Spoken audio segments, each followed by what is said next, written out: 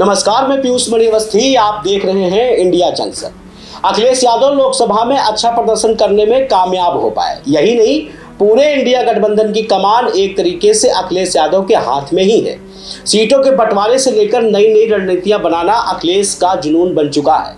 इन सब के बीच अखिलेश ने देश के एक प्रतिष्ठित चैनल के लिए शिखर सम्मेलन में शिवपाल सिंह यादव को लेकर क्या कहा, ये सब कुछ दिखाएंगे आज की अपनी स्पेशल रिपोर्ट में प्लानिंग ऑफ अखिलेश।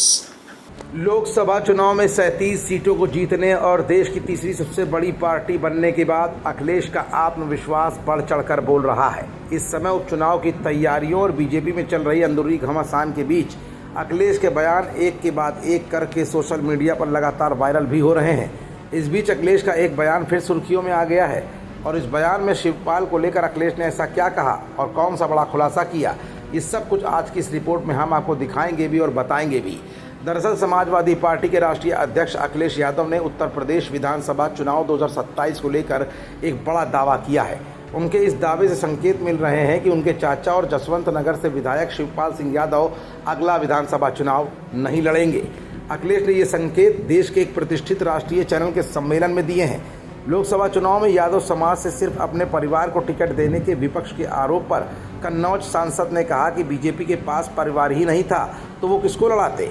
ये बात मैंने चुनाव के दौरान भी कही थी।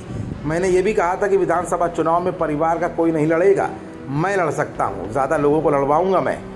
अखिलेश यादव ने कहा कि 2027 में हमारी पार्टी की सरकार ज़रूर बनेगी।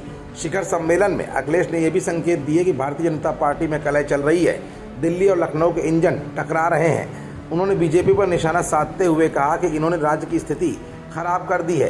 कांग्रेस से अलायंस के सवाल पर अखिलेश बोले कि ये गठबंधन जारी रहेगा और अभी किसी और के शामिल होने की कोई संभावना भी नहीं है। राम मंदिर दर्शन करने जाने के सवाल पर अखिलेश ने कहा कि जब भगवान बुलाएंगे तब चला जाऊंगा।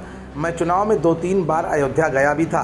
केंद्र में बीजेपी नीति राजस्व सरकार के संदर्भ में अखिलेश ने कहा कि सरकार चलने वाली नहीं, अब गिरने वाली है। इसके साथ ही अखिलेश ने बीजेपी नेता और डिप्टी सीएम केशव प्रसाद मौर्य से जुड़े ऑफर पर जवाब दिया और कहा कि ये चलता रहेगा, अभी तो विंटर ऑफर भी आएगा।